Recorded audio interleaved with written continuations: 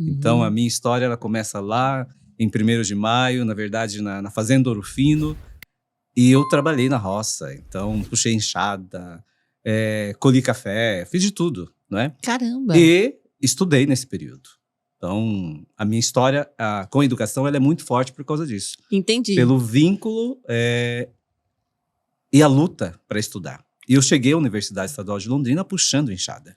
Olha Então, só. passei vestibular, eu ainda morava na roça, ainda puxava enxada, e eu só vim para Londrina depois disso. Mas eu já trabalhava, em 88, eu fui chamado para um projeto da prefeitura, de 1º de maio. Uhum. E lá foi a primeira vez que eu entrei numa sala de aula, num projeto alternativo, com crianças que estavam fora da escola, mas que no período da tarde precisavam estar na escola. Uhum. Então eu fazia de tudo, eu era palhaço, eu trabalhava educação física, eu trabalhava teatro, eu trabalhava dança, trabalhei na PAI.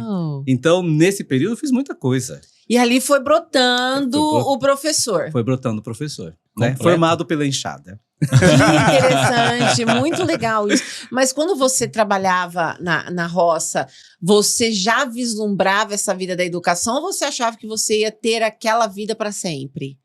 Não vislumbrava. Eu queria casar, ter 2 filhos. Não queria um cachorro, não. Queria um Fusca na garagem. E ser professor. Esse era o meu sonho, era um sonho muito pequeno na época.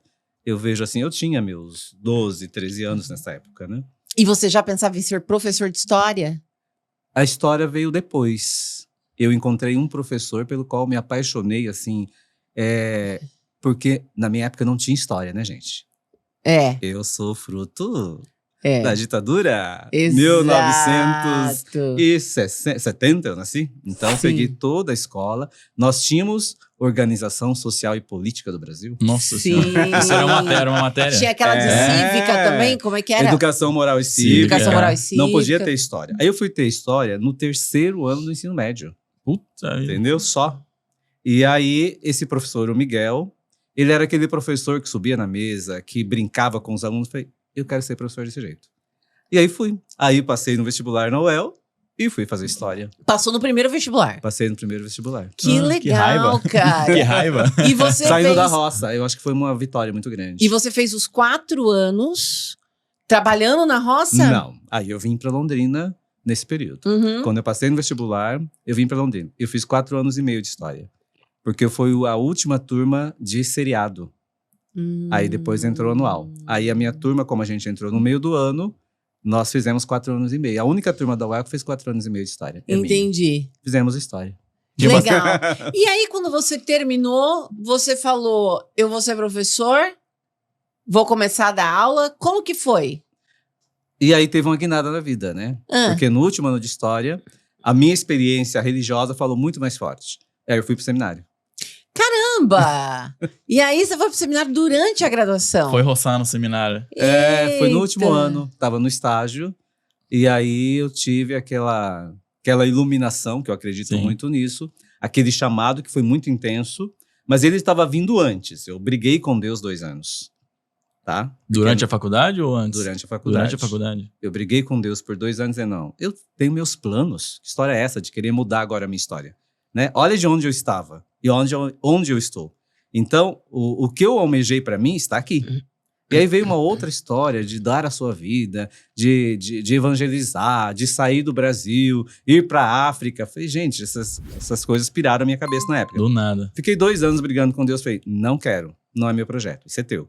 Se vira. A minha conversa com Deus é muito clara. Muito franca. Muito sincera. O senhor te enxerga. Ô, irmão, dá licença. Não, pela amizade, pela intimidade. Intimidade com Deus. Então, me dava o direito de falar com ele como eu falo com um amigo meu. Não quero, não vou. Não é o momento. Mas, aí vem aquela questão. Seduziste-me, Senhor, e eu me deixei seduzir. Claro que eu acrescento o restante que ninguém fala. Porém, a luta foi desigual porque o Senhor era o mais forte. O Senhor venceu. Então, é mais ou menos essa história aqui, entendeu? E aí fui para o seminário. E aí fiz os primeiros anos de seminário. E assim foi o caminho. Essa resistência que você tinha de não ir de uma vez para o seminário foi por conta de que o curso, você estava curtindo aquela fase? O que aconteceu? Eu acho que a própria história da vida, Aham. né? Você ser uma pessoa, eu acho que assim, por ser negro até, né? Levar na cara assim, quem que você pensa que você vai ser, negrinho? Uhum. Entendeu? Eu vi isso na minha infância. E aí, então, a faculdade, ela me dava essa abertura, essa possibilidade de mostrar quem eu queria ser. Porque eu poderia... você tem que ficar no seu lugar. Não, eu posso ocupar o lugar que eu quiser. Sim. Porque eu tenho saber, eu tenho conhecimento. Isso muda. Muda. Entendeu? Então, desde lá, desde a minha adolescência, infância, eu tenho isso muito comigo. Eu posso estar onde eu quiser. Uhum. Entendeu? Porque eu quero saber. A faculdade ia dar esse... A faculdade me Esse daria tchan, aham. essa possibilidade Sim. e, ao mesmo tempo, esse conhecimento necessário Sim. para dizer, eu vou tomar posse desse lugar porque ele também é meu. Segura esse canudo aqui, irmão. Exatamente. Não, e outra, né? Tem aquele ditado que diz que a caneta é mais leve que a enxada. Você, melhor do que ninguém, sabe Dos dois lados, né? que, de fato, a caneta é muito mais leve que a enxada. Não é fácil fazer essa permuta, essa mudança. Sair da enxada pra caneta. Não. É puxado. Mas eu falo que isso aqui formou a minha têmpera, né? Sim, Isso me deu a identidade que eu tenho hoje. sim, Então eu devo isso à enxada. Lá eu aprendi a ser gente, sim. entendeu? E depois eu busquei o conhecimento para mostrar que eu era gente. Exatamente. Essa é a diferença, entendeu? Exatamente. Muito bom. Porque é mostrar a capacidade para todos os grupos sociais, né? Exato. Todos isso. os grupos sociais. E aí você vai para o seminário no seu último ano e você vai para uma congregação cujo carisma é evangelizar surdos. Como é que foi essa escolha? A minha briga com Deus leva a esse caminho. Conta pra gente como é que você descobriu. Sempre brigando. Muito boa a relação Sempre. dele. É uma relação muito boa. Exatamente. É um Minha casamento briga- total, né? A minha briga com Deus me leva a isso porque eu não queria ser um padre qualquer. Desculpa a expressão entendi. qualquer, mas vão entender o qualquer. Sim. Porque o comum, vamos dizer comum, Uhum. qualquer eu acho que foi um pouquinho pesado. Padrão. Padrão, mas qualquer o comum, seja lá o que for, eu não queria ser. Porque eu disse assim, se é pra ser, e não é essa a minha vontade, é a sua, então, pelo menos agora eu tenho que mostrar qual que é a minha vontade. Eu não quero ser, porque eu tinha contato com todos, por causa da minha vida de igreja desde criança, né? Então, Vem de uma sempre família super religiosa. Vem de uma família religiosa, então na igreja desde os 3 anos de idade, que eu me lembro, já estava ali e tal, né? Fui coordenador de grupos de jovens, fui catequista, fui coordenador aqui junto com a Arquidiocese de Londrina, então a gente pegava todas essas cidades de Londrina, né? São 18 cidades, né? 18 municípios, então nós lotávamos o Moringão na época da Pastoral da Juventude. E aí a briga com Deus vem por quê? Mas os projetos que eu tinha, o que eu faço com eles? Porque agora o senhor está me dando um outro projeto. Mas eu não quero, isso era muito claro para mim, o que eu conhecia.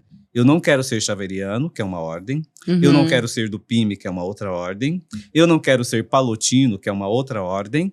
E eu não quero ser diocesano, nem pensar. Então, Senhor, eu não tenho vocação, o Senhor me libera. Entendi. Nessa fila do pão. Exatamente. E aí, o que ele faz? Porque eu sempre dizia, mas o senhor tem que ser muito concreto comigo. Ele me apresentou os surdos, num primeiro momento. E quando eu tive esse chamado para estar com os surdos, eu disse, mas o que eu vou fazer com esse povo? Porque quem me convidou foi através de um sacerdote, obviamente. O senhor conhece a minha história. Grupo de jovens, dança, canta, teatro. O que eu vou fazer com os surdos? Tudo barulho, né? O que eu vou fazer com esses surdos? Mas se o Senhor está chamando, Deus está chamando, eu vou ver. E ele disse, vem e veja. Aí eu fui para uma celebração, devia ter uns 100 surdos naquele dia, e eu me encantei. Falei, nossa, eu posso fazer tudo o que eu faço com as pessoas ouvintes, com as pessoas surdas, se eu usar essa língua de sinais. Que legal. E isso me encantou. E isso fazia não ser um padre comum. Sim. Me colocava numa dimensão missionária muito além daquele trabalho de igreja, paróquia, confissão, beatas, barata de sacristia, que eu nunca gostei. Caramba.